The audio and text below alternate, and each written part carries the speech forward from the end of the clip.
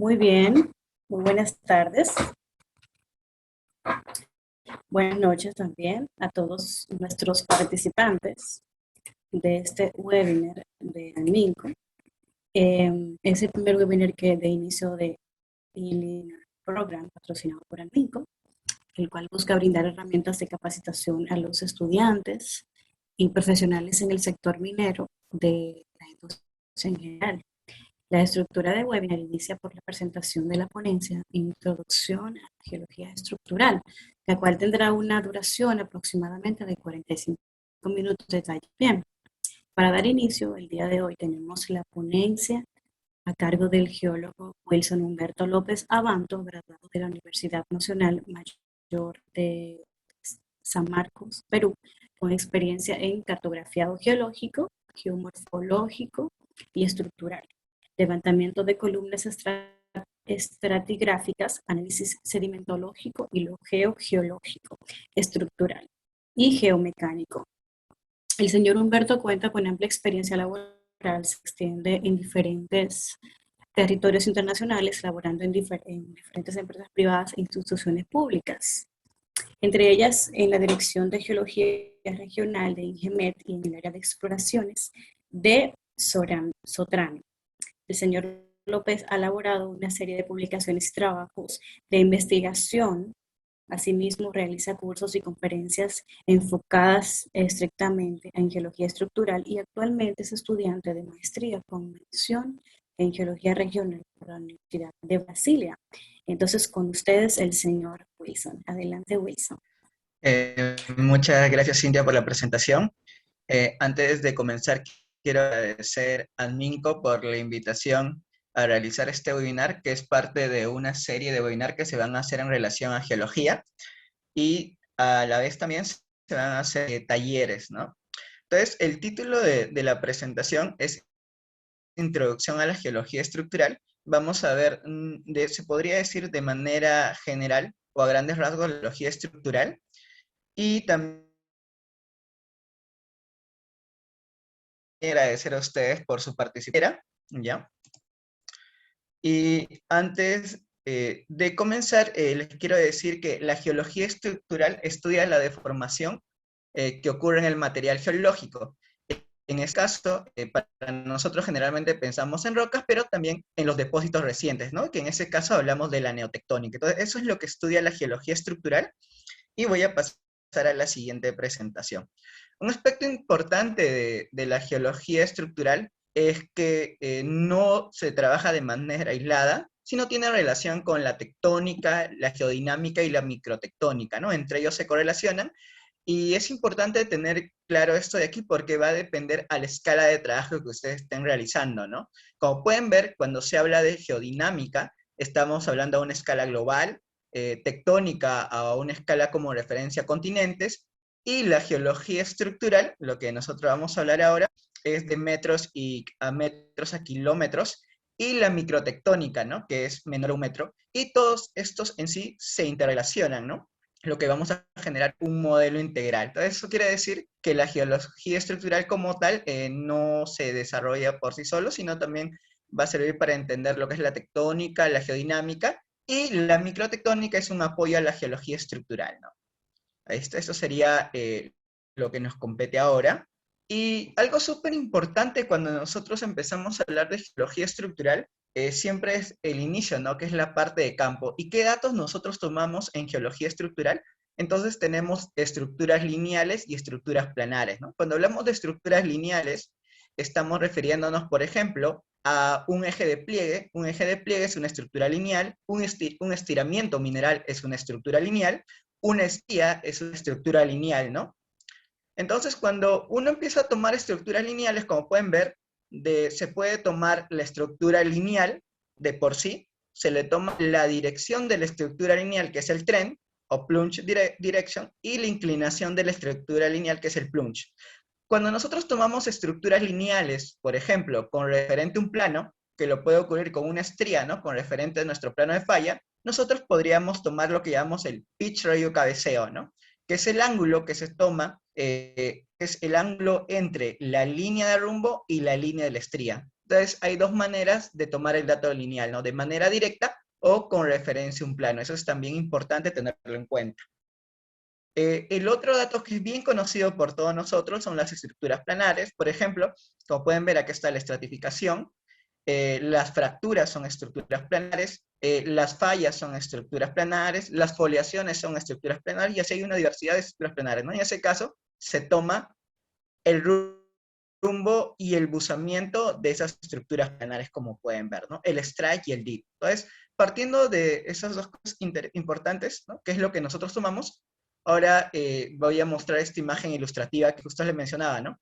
Cuando se toma un dato de una estructura planar, tomamos lo que es el rumbo y buzamiento, y de una estructura lineal se puede tomar de manera directa, como ven acá con la brújula, que viene a ser el tren y el plunge, o sea, la dirección y la inclinación de la línea, o también se podría tomar, como les mencionaba, que se ve acá de una manera muy ilustrativa, con referente al plano, ¿no? Que viene a ser el dato, este ángulo, ¿no? Que es el pitch radio cabeceo, ¿no? Que es la línea de la estría con la línea de rumbo, y se utiliza un transportador. Entonces, pero recuerden que esto es referente a un plano. Entonces, otro aspecto importante que debemos conocer, ya un poco más teórico, son cuáles son los factores que controlan la deformación, ¿no? El primer factor importante, y lo que siempre hablamos nosotros en geología, es el material geológico, ¿no? Lo que les mencionaba, principalmente pensando en las rocas, ¿no? Otro factor importante es la riología, que es el comportamiento de este material geológico ante la deformación. Otro factor importante es la geometría, ¿no? ¿Cuál es la ubicación en el espacio, cómo están ubicadas estas estructuras? Y hay un término interesante que es la herencia tectónica o estructural, ¿no? Si yo he tenido una configuración estructural y voy a ejercer una deformación, ¿qué es lo que va a pasar, no? Va a depender mucho de la geometría. Y otro factor importante es la intensidad de la deformación, ¿no? Y también el tiempo, ¿no? ¿Cuánto tiempo estuvo expuesto ante la deformación el material geológico? Y para eso voy a pasar a 3 puntos que lo he resaltado. Uno es la partición de la deformación. ¿Qué quiere decir? Que cuando se ejerce deformación en una zona, la deformación no va a ser homogénea, sino va a ser, se puede decir, heterogénea. ¿Por qué? Porque vas a tener distintos materiales geológicos, los cuales se van a comportar de distinta manera. Entonces vas a tener una partición de la deformación. A eso se le llama término. De ahí vamos a tener una propagación de la deformación. Sabemos que vamos a tener una zona principal de deformación, donde va a haber mayor deformación, y la deformación va a disminuir mientras te alejas de esa zona, ¿no? Entonces es lo que llamamos propagación de la deformación. Y otro aspecto muy importante es la presencia de fluidos, ¿no? Que pueden cambiar la configuración estructural, ¿no? Esto es súper importante cuando uno, por ejemplo, trabaja en la parte de exploración minera, parte de yacimientos, ¿no? La presencia de fluidos y termales, ¿no? Cómo cambian la configuración de manera local de un depósito o donde estaríamos explorando. Y lo otro es, realmente puede haber una compatibilidad tectónica, ¿no? La compatibilidad tectónica es la acción de estas estructuras entre sí, y a veces estos factores puede ser que uno no puede encontrar una compatibilidad tectónica, ¿no? Entonces, por eso es importante tener en cuenta cuáles son los factores que controlan la deformación. Entonces, ahora vamos a, ¿qué son los tipos de deformación, no? Tenemos dos tipos de deformación. La continua, cuando tú empiezas a deformar un material y el cual este material no se rompe, entonces es continuo, pero cuando logras romper este material y puedes hasta fallarlo, sería una deformación discontinua.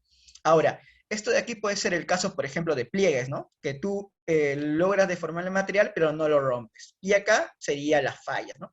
Ahora, tenemos también homogéneo y heterogéneo. ¿Qué quiere decir esto? Que cuando uno ejerce una deformación al material, si nosotros tenemos estos lados referentes que son paralelos, en una deformación homogénea, estos lados van a seguir siendo, como ven, paralelos, pero cuando es heterogéneo, estos lados ya no van a permanecer paralelos, ¿no? Entonces vamos a tener una heterogeneidad, ¿no? Eso también es importante tenerlo en cuenta. Otro aspecto importante es cómo es la deformación en cuerpos rígidos y en cuerpos no rígidos, ¿no? Y tenemos los 3 tipos. Entonces, cuando tienes un cuerpo rígido, lo que nosotros podemos tener es una traslación, ¿no? Una traslación de nuestros bloques, podríamos tener una rotación porque estamos en cuerpos rígidos, y cuando no es un cuerpo rígido, por ejemplo, en el primer caso podrían ser areniscas, y en el segundo caso, por ejemplo, pueden ser lutitas, limolitas, litas, entonces vamos a tener una deformación en cuerpo no rígido en este caso, y sería una distorsión, ¿no? Una deformación heterogénea del material, ¿no? Entonces ahí estamos viendo cómo la deformación actúa en el material geológico, ¿no? Cuando tenemos materiales más competentes y materiales incompetentes, ¿no? O menos competentes. Teniendo en cuenta esto de aquí, es importante también tener en cuenta el tipo de cizallamiento, ¿no? Tenemos un cizallamiento simple y un cizallamiento puro. ¿Qué quiere decir esto? Un cizallamiento puro se origina cuando yo tengo una deformación que va a ser perpendicular a mi estructura. Entonces, ahí yo voy a degenerar un cizallamiento puro, ¿no? Es importante tener en cuenta esto de aquí. Y luego, cuando me hablan de un cizallamiento simple, la deformación es diagonal a mi estructura. Ahí es lo que voy a originar un cizallamiento simple, ¿no? La siguiente imagen muestra cómo el cizallamiento puro puede continuar, me puede generar una interacción de diferentes estados y puede tener replegamientos, entre otras, ¿no? Y un cizallamiento simple, podemos tener lo mismo, pero adicional, lo que ustedes pueden ver, también se puede tener rotaciones, ¿no? Que es súper interesante cuando hablamos de un cizallamiento simple, ¿no? Tenemos los dos modelos. ¿Ya?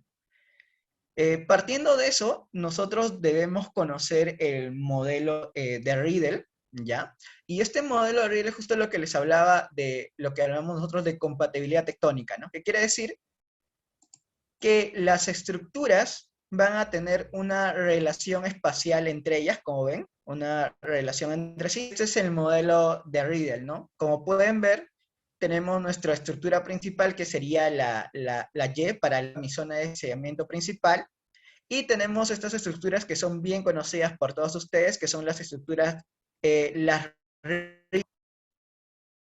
R, perdón, R o R', o que han puesto R y R1. Entonces sería R sería Riedel y R1 sería anti-Riedel, ¿no? Y también tendríamos acá, por ejemplo, otras estructuras que también son importantes tener en cuenta son las estructuras, las X y la estructura P, ¿no? Y otra estructura interesante son las estructuras tipo T o las que llamamos fracturas extensionales, ¿no?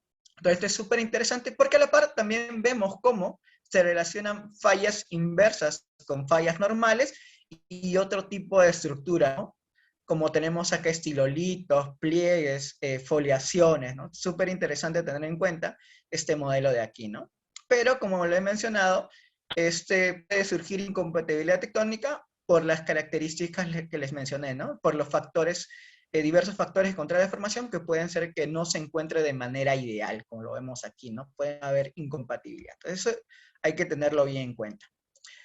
Partiendo de eso, siempre cuando uno se refiere a estructuras de primer orden, ¿ya? Se refieren a estructuras regionales, ¿ya? Estructuras a escala regional. Entonces, mientras se disminuye, se disminuye el tamaño, se puede decir, de las estructuras, ¿ya? Vamos a tener estructuras de segundo orden, y siguiendo disminuyendo el tamaño, sería estructura de tercer orden. ¿Por qué es importante? Esto aquí es súper importante porque cuando uno trabaja en exploración minera, generalmente la mineración no se encuentra relacionado, o sea, en toda la falla regional, sino puede ser en ciertos segmentos o asociado a estructuras de mayor orden, ¿no? Eso hay que tener bastante en cuenta, ¿ya? Entonces, es importante. ¿Por qué? Porque la mineración, para que uno tenga mineración, no es solo el control estructural, ¿no? Sino va a ser condiciones físico-químicas, ¿no? Que va a haber. Entonces, generalmente por eso es ciertos sectores de las fallas regionales o en estructura de tercer orden. Entonces, eso también es importante que lo tengan. Y otro aspecto importante también que debemos conocer bien son los elipsoides de esfuerzo y deformación. Por ejemplo, si nosotros vemos el color rojo punteado y esas flechitas de color rojo, sería el elipsoide de esfuerzo. ¿Qué quiere decir? Que aquí tengo la mayor deformación, ¿no? Por eso el eje mayor vertical, de la elipse está vertical, que me indica que tengo el mayor esfuerzo, ¿no? Y en la horizontal el menor esfuerzo. Ahora, cuando hablamos del elipsoide de deformación, en realidad son equivalentes, pero la forma del elixir va a cambiar. ¿Por qué? Porque si yo ejerzo acá mucho esfuerzo, voy a tener un elixir, ahora se va ese elixir como aplastada. ¿Por qué? Porque voy a tener mucha deformación en lo horizontal, porque estoy ejerciendo mucho esfuerzo, y en ese caso, como ven, el eje mayor del elixir va a estar en la horizontal, y vamos a tener como una extensión. ¿Cuál es la diferencia entre una elipse de esfuerzo y deformación? Cuando ustedes ven de manera directa, es justo en el sigma 3, ¿no? Porque ven que la flechita cambia, ¿no? Cuando es una elipse de esfuerzo, las flechitas van hacia el centro, y de deformación es como si están en sentido contrario, ¿no? Porque va a haber como una extensión. Esto es importante que tengan en cuenta, porque cuando ustedes van a revisar paper, van a ver que se refieren a lo mismo, solo que las flechas van a estar en sentido contrario. Entonces usted va a decir, ah, ya, es lo mismo, pero en este caso se refiere a un elixir de esfuerzo y en este otro caso a un elixir de deformación, ¿no? Por eso es importante tener en cuenta esto de aquí. Y aquí, como pueden ver, esto es un elixir de esfuerzo, y ahí tienen el sigma 1 y el sigma 3, ¿no? Porque es mayor, pero acá tengo el mayor esfuerzo, entonces voy a tener ese elixir de tamaño, ¿no? Este sería mi eje mayor paralelo a mi sigma 1, y acá este que es el eje menor del elipse paralelo a mi sigma 3, ¿no? Que es mayor, mayor, y este es el eje mayor y este es el eje menor, ¿no? Que sabemos que tenemos tres ejes, ¿no? Que son perpendiculares entre sí, que sería sigma 1, sigma 2 y sigma 3. El sigma 1 mayor de formación, sigma 2 intermedio, y el sigma 3 el menor, ¿no? Entonces eso hay que tenerlo bien en cuenta. Otro aspecto interesante de este tema es, por ejemplo, la relación entre cuando el incremento de la fragilidad y el incremento de la ductibilidad, ¿no? Esto está relacionado con la intensidad de la deformación, o también puede estar relacionado con el nivel estructural, ¿no? Hay varios factores, en este caso mencionados, y lo que ustedes pueden ver aquí es súper interesante, es cómo cuando se aumenta, incrementa la ductibilidad, o se puede decir que disminuye la fragilidad, vemos que vamos a encontrar zonas complejas, ¿no? ¿Por qué? Porque la deformación, cada vez que uno incremente la ductilidad, vamos a estar en una deformación heterogénea, ¿no? Entonces la zona es un poco más compleja. Esto no quiere decir que esta zona haya estado expuesta a muchos paleoesfuerzos, que eso es lo que uno creería, simplemente es por un aumento en la intensidad de la deformación, o de acuerdo al nivel estructural que te encuentres, que voy a explicar más adelante, ¿no? Y acá pueden verlo cuando tienes una respuesta frágil dúctil y respuesta dúctil, ¿no? Cómo se ve esfuerzo sobre deformación, y cómo vemos acá esta curva, ¿no? Cuando tienes una respuesta frágil, como llega hasta cierto límite y se rompe, ¿no?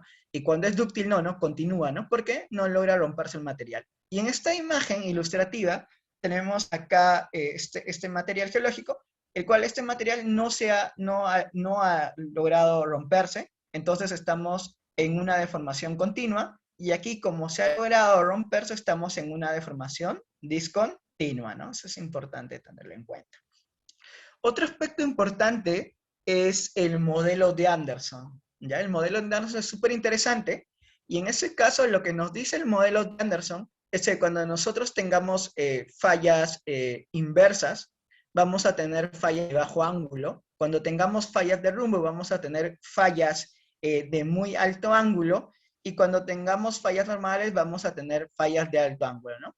Esto es súper importante tenerlo en cuenta, pero esto puede variar, ¿no? De diferentes maneras, porque hay que recordar que cuando Anderson realizó el experimento, lo hizo bajo condiciones, se puede decir, frágiles, ¿no?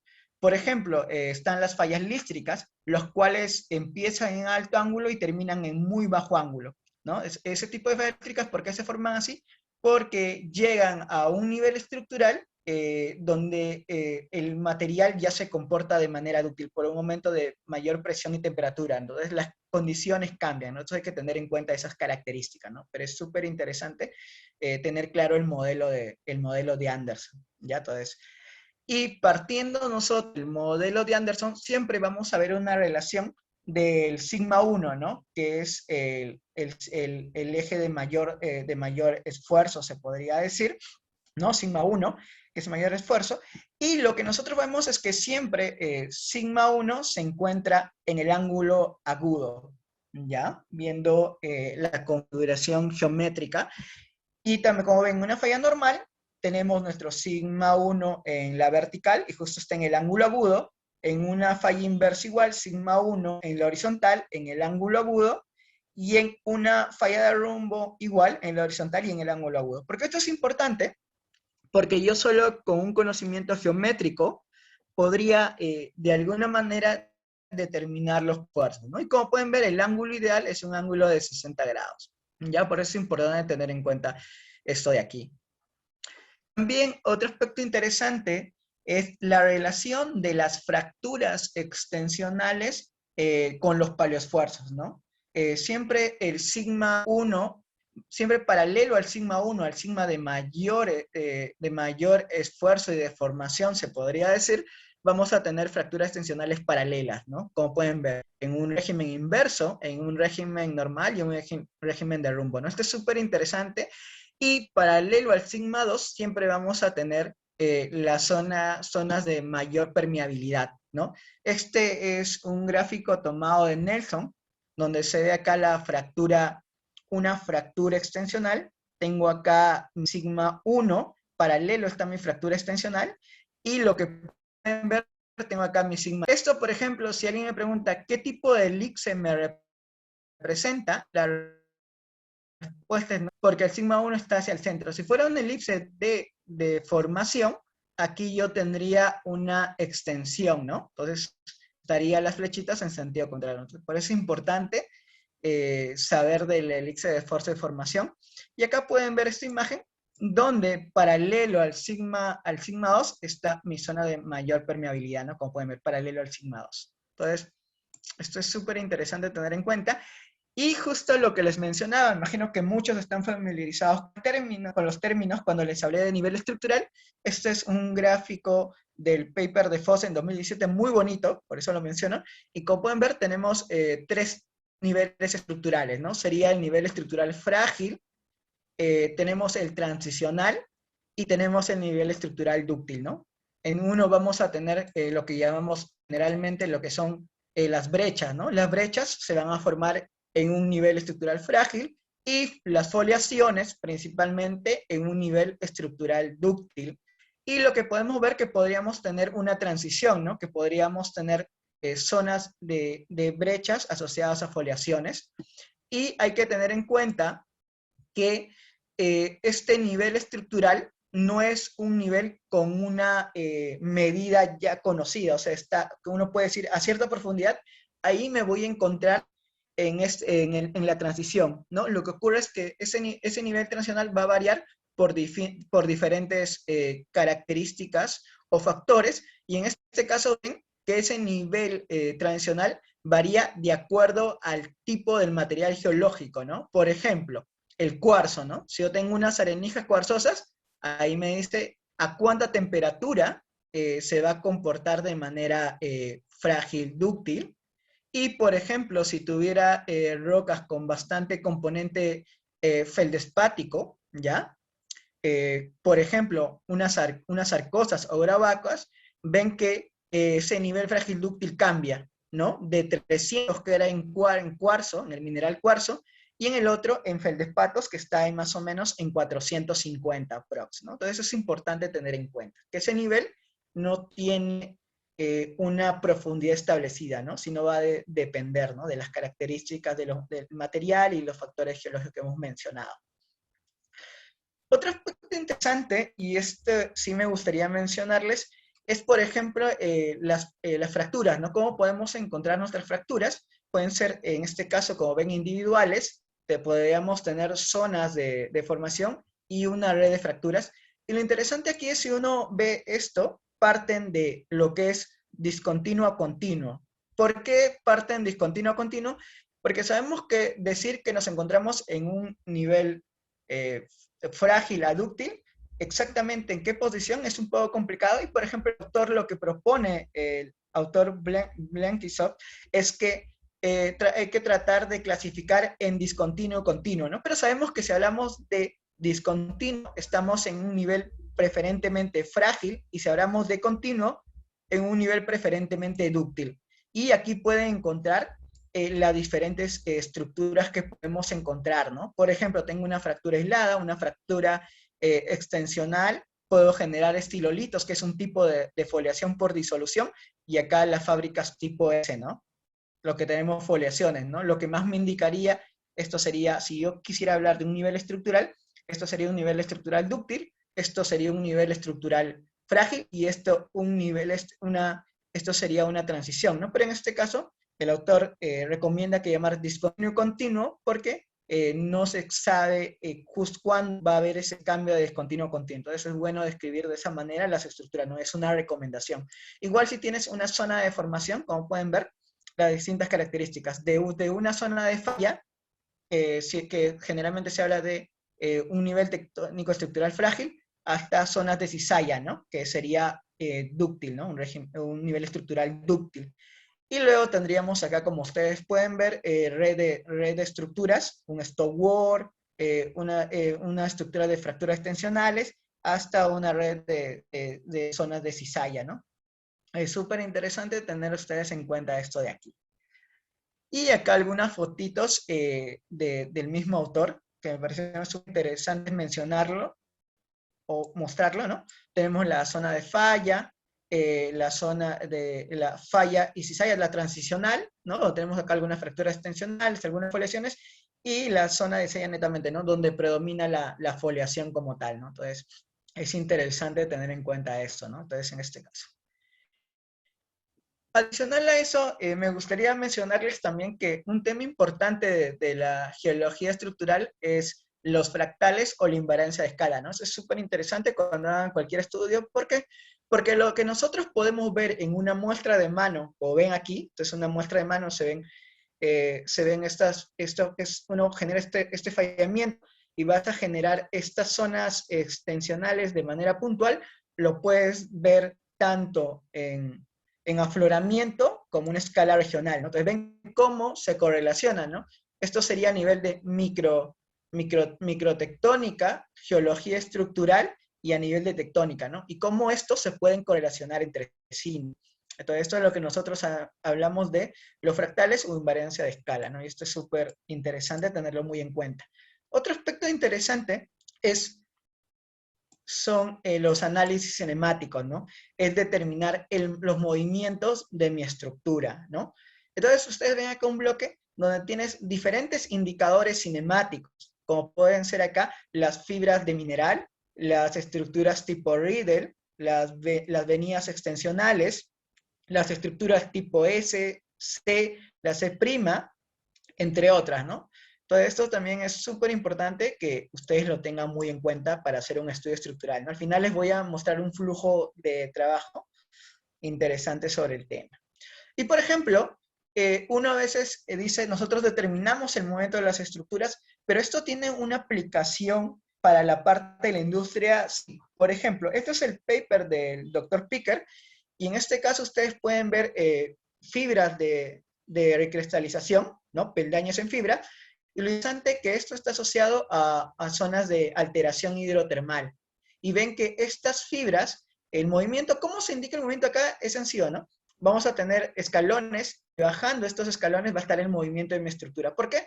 Porque van a ir de zonas de mayor presión a menor presión, y lo interesante es que todos estos ensambles minerales que vemos son asociados a zonas de alteración hidrotermal, ¿no? Si uno está haciendo exploración o trabajando en una mina, uno ya puede saber si eso está, a qué evento podría estar asociado, ¿no? Esto estaría asociado a nuestro evento de mineralización, y si uno hace una datación, tendría un mejor control, ¿no? Que siempre se hace asociado más para la parte de paragénesis y todo eso, y ahí se tendría un control. Y por ejemplo, acá tenemos peldaños de fibras de turmalina, ¿no? Tenemos peldaño de fibra de clorita, acá fibra de epídota, ¿no? Si hablamos de, por ejemplo, si estamos pensando en un tipo de alteración, sería una alteración propilítica, ¿no? Clorita con epídota, ¿no? Que están por separado, pero es súper interesante tener en cuenta esto de aquí. Esta imagen también se pueden ver, por ejemplo, acá estamos viendo ahorita fibras de recristalización en calcita, y acá estamos viendo yogs tensionales, ¿no? Esto sería en turmalina y esto sería en cuarzo, ¿no? Lo mismo que se menciona en la imagen ilustrativa. Entonces, todo eso ustedes pueden encontrar en campo y hacer estos tipos de análisis cinemático.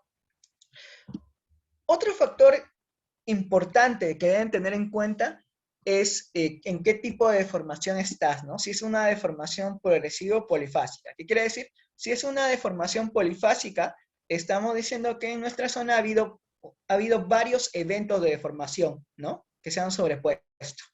Entonces hay una nomenclatura que se utiliza bastante, que está en el libro de Maclay, que viene a ser S1, S2 y S3, ¿no? En este caso se refiere a foliación, ¿no? Foliación 1 asociada a un evento, foliación 2 asociada a otro evento de deformación y foliación 3 otro evento de deformación. Esto es súper interesante, pero Fossen en su paper 2019 habla sobre la deformación progresiva y polifásica, pero cuando estás en una deformación progresiva, ten en cuenta que todos estos de aquí, S1, S2, se pueden encontrar juntos, ¿ya? Como ven aquí. Entonces, hay que tener bastante en cuenta si nos encontramos en una deformación progresiva o en una deformación polifásica. Eso es súper importante tener en cuenta, ¿ya? Entonces, eh, disculpe. Disculpe, ahora sí. Entonces hay que tener en cuenta si nosotros nos encontramos en una deformación polifásica o una deformación progresiva, porque podríamos encontrar también una interacción entre S1, S2 y S3, como ven en estos gráficos. Otro aspecto interesante, si ustedes quieren realizar estudios microestructurales, es saber obtener una muestra orientada, ¿no? Para hacer estos tipos de estudios al microscopio, ¿no? Como pueden ver acá, se saca una muestra de afloramiento, ¿no? Se tiene que sacar, por ejemplo, en este caso, se saca una muestra en esta superficie CX, ¿no? Que sería lo ideal, y luego se hace la sección delgada orientada y se pueden hacer estudios de microtectónica, ¿no? A escala microscopio, al microscopio, ¿no? Entonces también hay que tener en cuenta esto para hacer este tipo de estudios, ¿ya? Y siguiendo, les quiero mostrar un poquito de lo que viene a ser el uso de las proyecciones estereográficas. Es súper importante. Cualquier estudio de geología estructural que ustedes hagan, como hemos mencionado, vamos a tener datos planares y datos lineales. Y estos de aquí, nosotros lo podemos representar en proyecciones estereográficas. Por ejemplo, uno tiene este afloramiento en su zona de estudio y tú puedes representar, en este caso, se está representando acá pliegues, ¿no? Son polos de los flancos, ¿no? Y uno podría determinar en este caso los paleoesfuerzos, ¿no? Si quiere hacer un estudio un poco más avanzado. En este caso, nosotros tenemos aquí, por ejemplo, familia de discontinuidades, lo que llaman set, ¿no? Para determinar familias. En este caso, en este gráfico que estoy mostrando ahorita, es interesante porque tenemos la superposición se puede decir, de dos eventos de formación, ¿no? Tenemos estría LU y L2, ¿no? Y eso también se puede presentar aquí. Y adicional a eso se puede determinar también los paleoesfuerzos por diferentes métodos. Puede ser videos rectos, PVT Access, entre otros métodos, ¿no? Y en esta imagen acá está bien bonito. Mira, tienes el plano y ya tienes la estría, ¿no? Y ustedes pueden tomar el pitch radio cabeceo, ¿no? Que sería el dato lineal respecto a este plano, que es de falla, ¿no? Y ahí tendrían los dos. Entonces es súper interesante trabajar con proyección estereográfica. Aquí les quiero mostrar esta imagen ilustrativa, ¿no? Para que ustedes vean por qué es importante la proyección estereográfica, porque ustedes pueden ver con proyección estereográfica, son de pliegues, tú lo puedes ver cuál es su geometría, puedes saber cuál es el eje de ese pliegue y cuál es el plano de ese pliegue.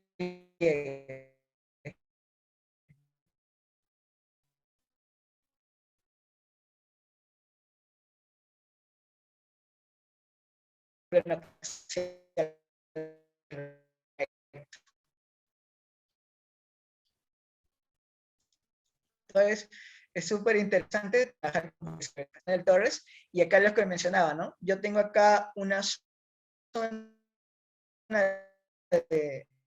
de daño, y en este caso serían fracturas conjugadas, ¿no? Tipo el modelo de Riedel, y yo sé que en el ángulo agudo va a estar mi paleoesfuerzo, ¿no? Mi sigma 1, y ustedes con proyección estereográfica podrían determinar ese paleoesfuerzo, ¿no? Entonces es súper interesante trabajar con proyección estereográfica. Aquí es un mapa muy bonito de pliegues del doctor González, Y ustedes pueden ver que también pueden presentar estas proyecciones estereográficas de pliegues en mapa, ¿no? Entonces ustedes ya pueden saber cuál es la geometría de sus pliegues, pueden también determinar dominios estructurales como han hecho acá, el 4, el 3, el 5, el 3, el 4, el 2, ¿no? ¿Por qué? Por las geometría de los pliegues. Si ustedes ven la proyección estereográfica, los pliegues son diferentes, ¿no? De acuerdo a cada dominio, ¿no? Entonces esto, yo viendo este pliegue, yo puedo determinar, este es el pi, este viene a ser el eje de pliegue, ¿ya? Este pi. Este pi es conocido como el eje de pliegue. Yo puedo ver, por ejemplo, si tienen inclinación pliegue, puedo ver acá la geometría de mi pliegue, acá tengo bastante dispersión, entonces uno puede analizar esos pliegues como mostré anteriormente. También ustedes pueden representar, lo que decíamos, si tendríamos fallas, los distintos paloesfuerzos que pueden haber en nuestra zona de estudio. En este caso, tenemos dos paloesfuerzos distintos, ¿no? El color rojo y el color azul, ¿no? También se podría mostrar, ¿no? Para hacer ese tipo de estudios con proyección estereográfica. En este caso, el método que se ha utilizado acá es el método de los diodos rectos, ¿no? Que se trata los planos de falla más las estrías y su cinemática. Este de aquí es este mapita que ustedes pueden ver acá. También es interesante porque con proyección estereográfica ustedes pueden generar secciones y pueden generar cómo puede ser, cuál es el modelo de esa configuración de tus pliegues, ¿no? Porque tú ya con la proyección estereográfica sabes sus geometrías, ¿no? Por ejemplo, acá ustedes tienen tres distintos pliegues, como pueden ver, ¿no? Varía en cuanto a acá la vergencia, la forma, y acá ustedes ven, ¿no? Cómo estos pliegues, su proyección estereográfica es diferente, ¿no? También se podrían hacer dominios, ¿no? Gracias a hacer estas secciones más reales, uno podría generar un modelo en 3D, se podría decir, un poco más acertado a la realidad, ¿no? Entonces es interesante trabajar con proyección estereográfica. Ya todo eso les quería mostrar. Y también, por ejemplo, si ustedes están trabajando con sondajes, lo mismo que ustedes pueden hacer en afloramiento, y lo que les he ido explicando, ustedes también lo pueden hacer en sondajes, ¿no? En este caso, estamos pensando en sondajes orientados, tenemos acá diferentes estructuras que nos indican la cinemática de nuestras fallas, ¿ya? Y cómo nosotros podríamos determinar los distintos paloesfuerzos también en sondajes, ¿no? También es súper interesante, ¿no? Cómo aplicar la geología estructural no solo en superficie, sino también en sondajes, ¿no? De ahí justo lo que les quería explicar, otro aspecto interesante, es los fluidos. Cómo los fluidos intervienen, ¿no? Por ejemplo, lo que se ve acá en este gráfico, este es el paper de doctor Escarmeta del 2021, paper muy bonito, les recomiendo que lo lean, que ustedes tienen una configuración de los paleoesfuerzos, y acá dice algo interesante, ¿no? Me dice que mi paleoesfuerzo horizontal es mayor que mi paleoesfuerzo vertical, ¿no? Pero cuando nosotros tenemos presencia de fluidos, ¿ya? A pesar que tengamos una erosión, entonces lo que nosotros pensaríamos es que igual el vertical va a ir disminuyendo, ¿no? Por la sobrecarga, pero la presencia de fluidos es tal que hace que el esfuerzo vertical sea mayor que el horizontal, a pesar que tenga una erosión, ¿no? Porque lo que uno pensaría es que si yo estoy quitando carga al material, el vertical va a disminuir. Es cierto, el vertical disminuye, pero por la presencia de fluidos voy a tener que el vertical aumente más y sea mayor que el horizontal. Es súper interesante, ¿no? Por eso es que a veces cuando uno hace estudios asociados a yacimientos minerales, generalmente los paleoesfuerzos de manera local no coinciden con los de manera regional, ¿no? O de manera distrital, ¿no? Es por la presencia y la interacción de fluidos. Entonces eso hay que tenerlo bien en cuenta, ¿no?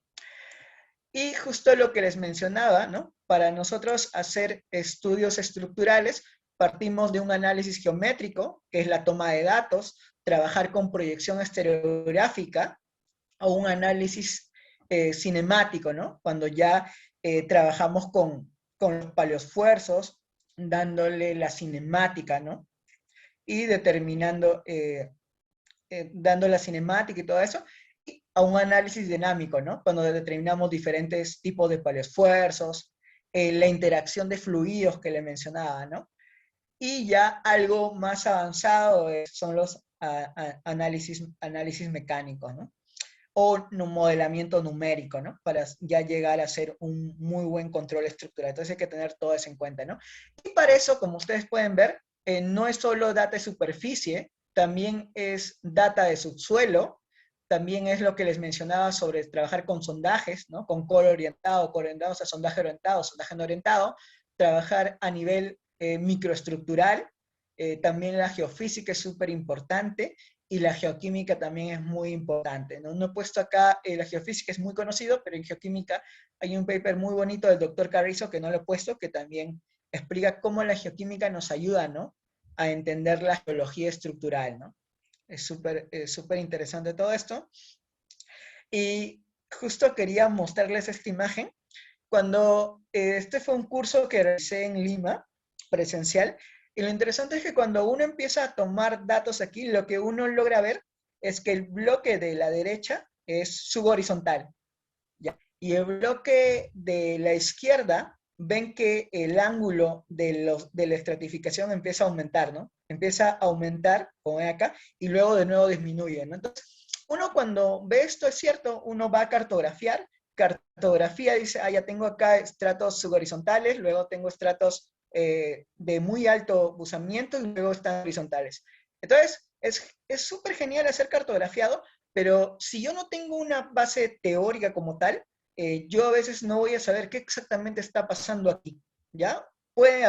Se puede pensar muchas cosas, pero a veces uno se complica un poco, ¿no? Acá, por ejemplo, los chicos son estudiantes, eso quiero recalcar, y ellos no se podían explicar qué es lo que está pasando aquí, por qué es el cambio muy violento, ¿no?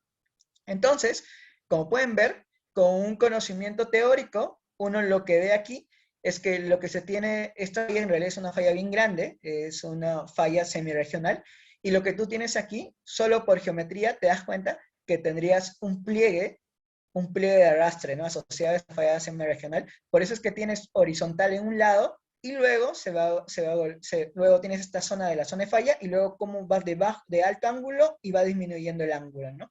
Adicional a esto, también aquí donde están parados los chicos, aquí se ha tomado datos de estrías, ¿ya? Asociados a recristalización, se ha denominado cinemática, y sí, efectivamente sí es una falla normal, ¿no? Como partimos de un conocimiento práctico de un cartografiado con un poco de teoría, nosotros ya podemos saber cuál es la cinemática, ¿no? Con geometría y todo eso, y ya determinando otros datos como pueden ser estrías y indicadores que me dan cinemática, yo podría también determinar los distintos palios, perdón. Puede ser que en este tramo tenga solo de un evento, pero puede ser que esta falla podría tener más eventos, ¿no? Pero hemos reconocido solo uno, ¿no? Entonces, este tramo. Entonces, por eso es súper importante, ¿no? Tener en cuenta estas características mencionadas. ¿No? Y cómo se hace el análisis, ¿no? Fue un partido de un análisis geométrico haciendo un cartografiado y luego ya un análisis cinemático. Y ahora sí, antes de terminar, quisiera agradecer de nuevo a Minco por la invitación a este taller. Y si tuvieran alguna pregunta, encantado de responder. Muchas gracias con todos.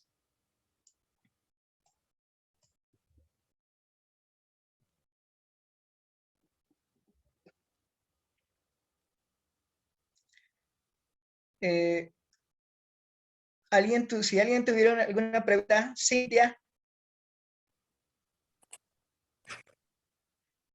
Bien,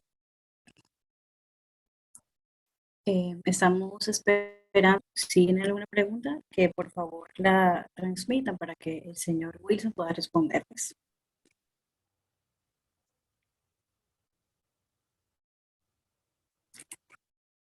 Bien, Wilson, tengo una pregunta para ti de Noelia Flores. ¿Bien?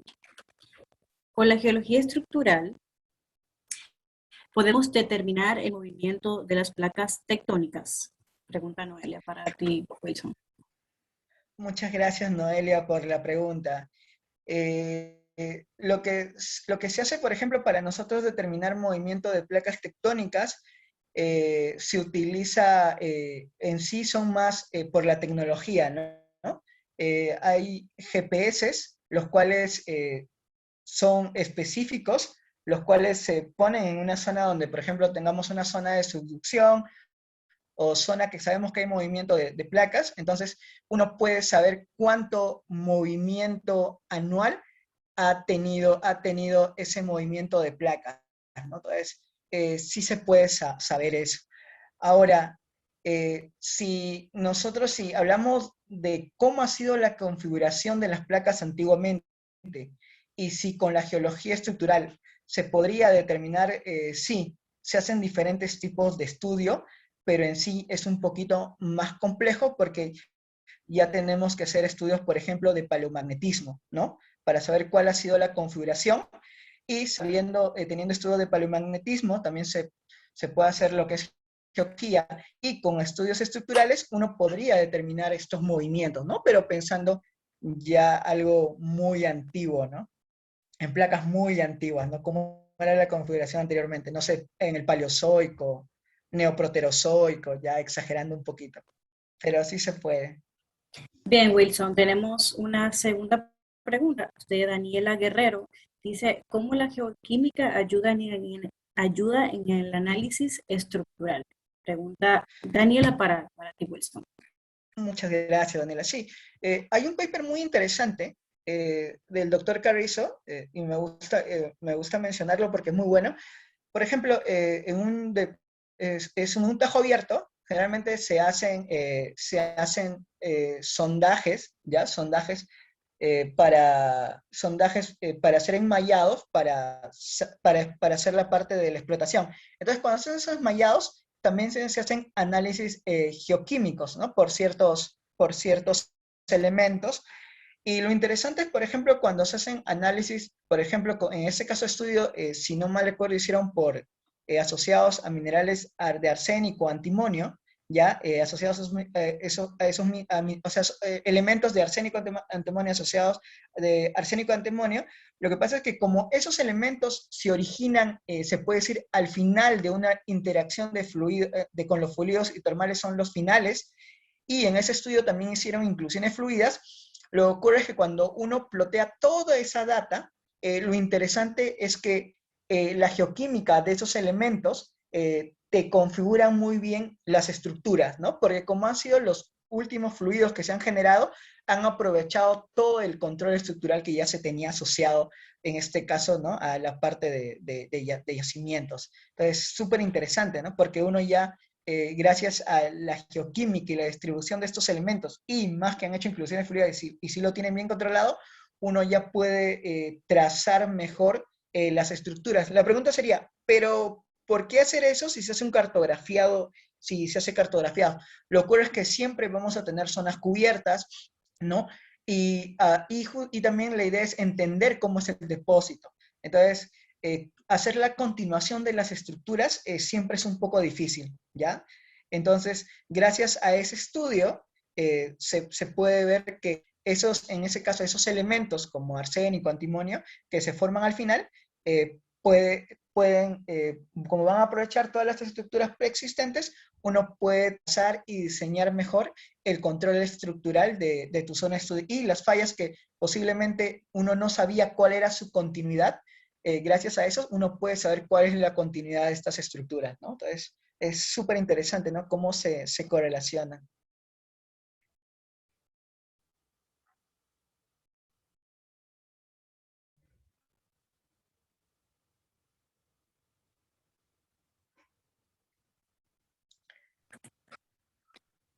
Muy bien. Entonces, les agradecemos muchísimo a todos los participantes de este webinar. En vista de que hemos culminado, agradecemos al señor Wilson por su disposición um, y a todos los participantes por su interés mostrado. Esperamos que lo que hayan aprendido lo puedan poner en práctica en sus profesiones en el sector minero. También les invitamos a seguirnos en las redes sociales, Minco, así como también participar en el cronograma de webinar para la próxima semana.